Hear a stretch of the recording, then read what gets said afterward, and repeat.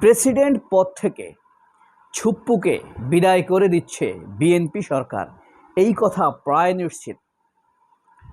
Apparently দেখা যাবে ছুপ্পু স্বেচ্ছায় পদত্যাগ করেছে, কিন্তু কার্যত বিএনপি তাকে বিতাড়িত করেছে, এমনটি হবে। কথা হলো, অভিশাপ কি লেগে গিয়েছে? কিসের অভিশাপ? বাংলাদেশের কোটি কোটি মানুষ হৃদয় থেকে চেয়েছে এই ফ্যাসিস্টের দোসর ছুপ্পুকে বিদায় করার জন্য, কিন্তু বিএনপি কোটি কোটি মানুষের অনুভূতির বিপক্ষে দাঁড়িয়ে এই ফখরুলেরা, এই আপনার সালাউদ্দিন আহমেদেরা, স্পষ্টভাবে জাহিদেরা বলেছে ছুপ্পু থাকবে। মানুষের অনুভূতির বিপক্ষে গিয়েছে, মানুষের প্রার্থনার বিপরীতে দাঁড়িয়েছে এই সালাউদ্দিন আহমেদ, ফখরুলেরা, জাহিদেরা। সেটার একটা অভিশাপ আছে। এই অভিশাপে কি তারেক রহমান পড়বে? তবে কার উপরে অভিশাপ আসে জানি না, অভিশাপ কিন্তু লেগে গিয়েছে। ইরানের প্রেসিডেন্ট সর্বোচ্চ নেতা আয়াতুল্লাহ রুহুল্লাহ খোমেনি, তিনি দেশান্তরিত হয়েছিলেন 1967 সালে। তুরস্ক থেকে নাজাফ, ইরাক, সেখান থেকে ফ্রান্স, 12 বৎসর তিনি। তো দেশ থেকে তিনি যখন নিশ্চিত হলেন তাকে আর দেশে থাকতে দেয়া হবে না, গোয়েন্দা বিভাগ, সেনাপ্রধান, পুলিশ প্রধান সব কিছু থেকে জানিয়ে দেয়া হয়েছে আপনি দেশে থাকতে পারবেন না। তখন খোমেনি যেই বাড়িতে থাকতেন, অর্থাৎ তার বাপদাদার বাড়ি খোমেনি শহরে, তার শহরের নাম অনুযায়ী তার নাম খোমেনি। তো সেখানে তিনি চিন্তা করলেন এই বাড়িটি দেখাশোনার জন্য কাকে রেখে যাবেন? আত্মীয় স্বজনকে রেখে যাবেন, নাকি তার ইসলামিক দলের যে পার্টির কাউকে রেখে যাবেন? তো তিনি একটি বুদ্ধি খাটালেন, জ্ঞান খাটালেন।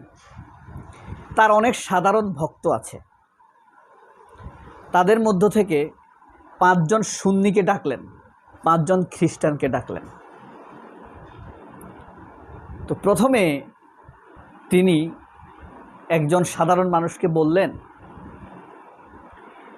এই বাড়িতে যত ফার্নিচার আছে এগুলো তুমি নিয়ে যেও, তোমাকে দিয়ে দিলাম।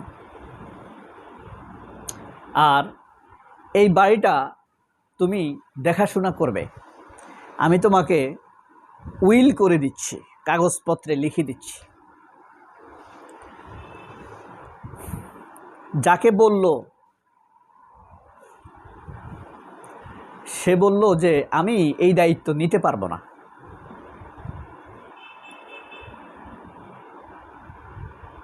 কারণ এটা ঝুঁকিপূর্ণ। এরপরে সেই লোকটা চলে গেল, নিজের বাড়িতে চলে গেল। একটা ভাবনাও ছিল, দোদুল্যমান অবস্থায় ছিল। বাড়িতে গিয়ে সে দেখতে পেল সিটি কর্পোরেশন তার বাড়িটাকে ম্যাসাকার করে দিয়েছে। তখন তো রেজা শাহ পেহলভির শাসন, স্বৈর শাসক, ফ্যাসিস্ট, তার বাড়িটা ম্যাসাকার করে দিয়েছে। এটা দেখেই বাড়ির সামনে গিয়ে সে যখন দেখলো তার বাড়ি ম্যাসাকার হয়ে গিয়েছে, তখন সে ভাবলো, আরে আমি কি ভুল করে আসলাম, আবার যাই। আবার সে আয়াতুল্লাহ খোমেনির বাড়িতে গেল। গিয়ে সে দেখলো ছোট্ট একটি বাচ্চা দাঁড়িয়ে আছে বাড়ির সামনে। সে বলল যে এখানে খোমেনি তো তখন এতও পরিচিত না, বিপ্লব হয় নাই। তো সে বলল যে খোমেনি নামের একজন লোক আছে, আমি তার ভক্ত, আমি তার সাথে দেখা করতে চাই। তো সে বলল, আমি তো খোমেনিকে চিনি না, তবে খোমেনি নামের এক লোক আমার বাবাকে এই বাড়িটা দিয়ে গিয়েছে, আমরা এখন থেকে এই বাড়িতে থাকব, তুমি খোমেনির কাছে কি চাও? সে বলল, খোমেনি তো এই বাড়িটা আমাকে দিতে চেয়েছিল, আমি আবার ফিরে এসেছি, তখন নিষেধ করেছি, এই বাড়িটা আমি থাকার জন্য নিতে চাই। ওই শিশুটি তখন ওই লোকটিকে বলল, তুমি তো অভিশাপ নিয়ে ফেলেছ, কারণ তুমি যখন খোমেনির নির্দেশটা ডিনাই করেছ, অবজ্ঞা করেছ, তখন তুমি অভিশপ্ত হয়ে গিয়েছ। আর অভিশাপটা তুমি টের পেয়েছ তোমার বাড়িতে গিয়ে। তো যেদিন দিতে চেয়েছে খোমেনি তার পাশে ছিল, তার পাশে মায়া ছিল। খোমেনির, আমি কুদরতি বলছি না, খোমেনি তখন একজন মুজলুম। তার মনটা কেমন ছিল বুঝেন? তার দেশটাকে ছেড়ে যেতে হবে। বৃদ্ধ মানুষ, সে ৬৭ বছর বা ৮০ বছর এক বয়স্ক একজন মানুষ, বৃদ্ধ না? ১২ বছর পরে তিনি দেশে এসেছেন, তার কয়েক বছর পরে তিনি ইন্তেকাল করেছেন। তার বয়স তখন ৬২-র উপরে, বুঝতে পারছেন? ৬৭ সালের ঘটনা বলতেছি আমি। সম্ভবত ওনার জন্ম ৪ সালে, ৯৪ সালে তিনি মৃত্যুবরণ করেছেন। তখন ওই শিশুটি বলল, তুমি তো অভিশাপ নিয়ে ফেলেছ। তো এদেশের হাজার হাজার সরল হৃদয়ের মানুষ বিএনপির পাশে ছিল, বলছে আমাদের দাবিটা সহজ, তোমরা ছুপ্পুকে বাদ দাও।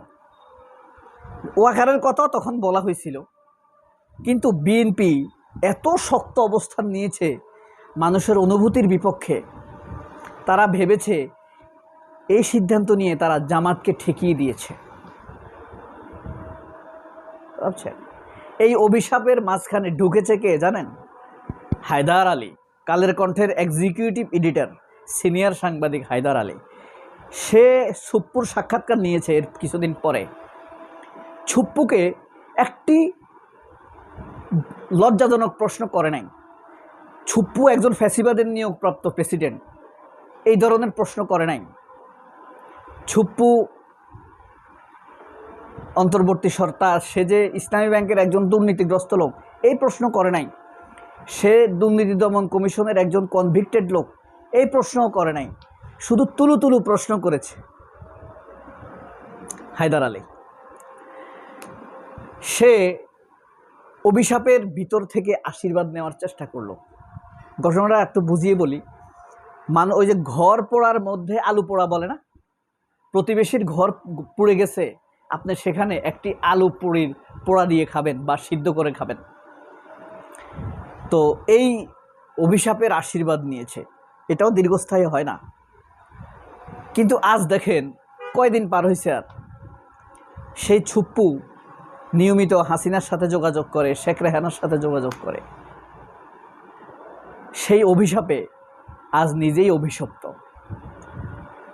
মানুষের অভিশাপটা কিন্তু তারেক রহমান বলেন, মির্জা ফখরুল বলেন, এরা নিয়ে নিয়েছে।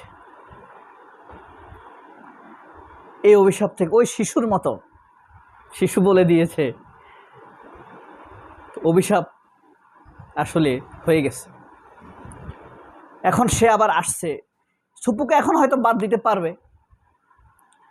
হ্যাঁ, তো ওই বৃদ্ধ লোকের কথা তো আর বলি নাই। তারপরে খোমেনির বাড়িতে শিশুর সাথে যখন কথা বলছিল, তখন সে ফিরে যাবে এমন সময় টার্ন করছে, সে তার আবার ফিরে যাবে হতাশ হয়ে। কিছু দূর যাওয়ার পরে দেখলো যে খোমেনি দাঁড়িয়ে আছেন সামনে। তখন বলল যে তুমি আবার এসেছো? বলল হ্যাঁ, আমি আবার এসেছি, আসলে আমি আপনার বাড়িতে থাকতে চেয়েছিলাম। তখন বলেছে, তুমি আমার মেইন বাড়ির কম্পার্টমেন্টের পেছনে আরেকটি ছোট কম্পার্টমেন্ট আছে, ইচ্ছে করলে সেখানে থাকতে পারো। সেটা ছিল তার সেক্রেটারিয়েটের জন্য, অর্থাৎ তার এই যে অ্যাসিস্ট্যান্টরা বসে টসে, সেটার জন্য ছিল তার একটা অতিথিখানা, মিটিং টিটিং হইতো আর কি।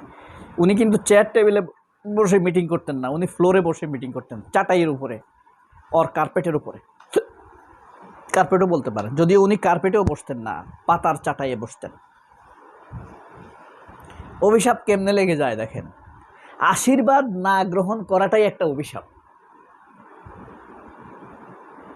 আপনার সাথে কেউ অন্যায় করছে, আপনি হয়তো এখন একটা হাদিস বলবেন, ক্ষমা মহৎ গুণ, অবশ্যই আল্লাহ তাআলা এটা, আল্লাহ রাসূল এটা বলেছেন। কিন্তু আপনি যখন অপরাধটা ব্যক্তিগত হবে তখন ক্ষমা করতে পারেন, কিন্তু অপরাধটা যদি অনেকের সাথে হয় সেটা আপনি ক্ষমা করতে পারেন না, তাহলে আপনার নেতৃত্বের গুণাবলী নাই, আপনি অযোগ্য। কারণ বিষয়টি ন্যায় বিচারের প্রতিষ্ঠার। ঠিক আছে, সবাই অনেক ভালো থাকবেন। আল্লাহ হাফেজ, আসসালামু আলাইকুম।